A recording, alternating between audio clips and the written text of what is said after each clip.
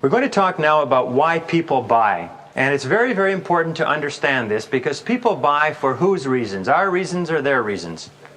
They buy for their reasons. And the biggest mistake that amateur salespeople make is they try to ask people to buy for their reasons, their personal reasons, rather than taking the time to identify the needs of the other.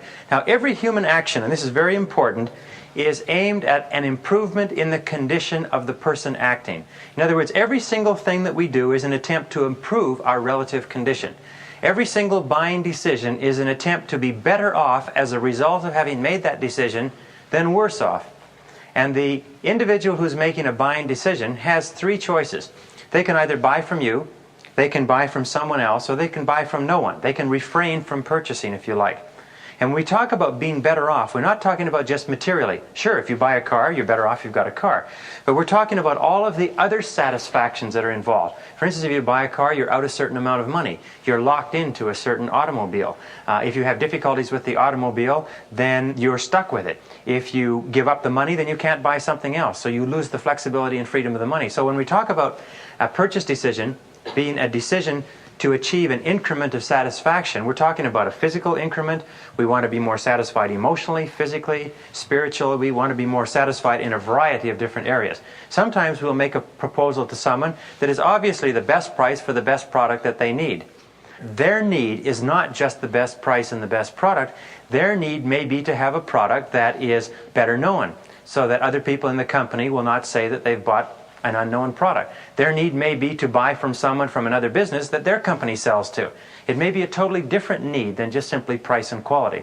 And it is in identifying the needs that is most important. That's where all professional selling begins, is in need analysis. And you're not in a position to sell until you have spoken to the individual long enough to understand what need of the prospect your product or service can satisfy, and then you structure your presentation so it satisfies that need. For instance, when we do need analysis, we say, what is the key result or benefit of our product? What is it that your product does that hooks or combines with a primary need of the customer? Most people are motivated by fear of loss and desire for gain. Fear of loss is fear of failure, and desire for gain is a desire to be better off.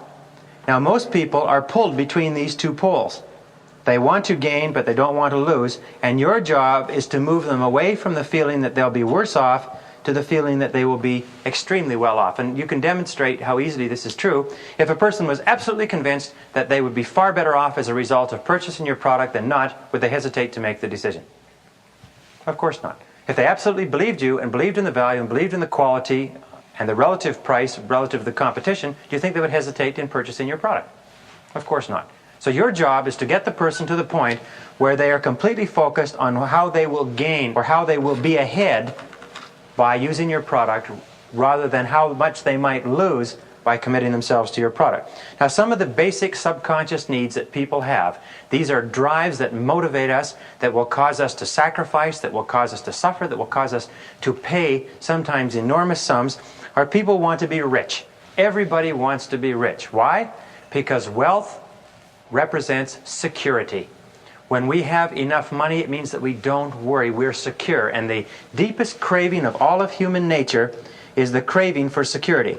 Whether it's financial security or emotional security or spiritual security, we need to feel secure. It's the basic need in Maslow's hierarchy of needs. Until we feel a certain level of security, we are preoccupied with that to the exclusion of almost everything else.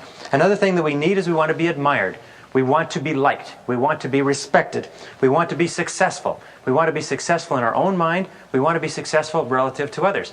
When we structure our product offering in such a way that we suggest to people that they will achieve one of these needs as a result of taking our product, or better yet, achieve several of these needs, what we do is we are making a very, very powerful bid for the prospects or the customer's time and money. We also want to be healthy. That's why health products are so much the rage today. Everybody wants to be healthier because one of our preoccupations every single day is our health. We have aches, we have pains, we're overweight, we're underweight, we sleep too much, we sleep too little. We're always concerned about our health, so we're always attracted to products or services that will enable us to be healthier.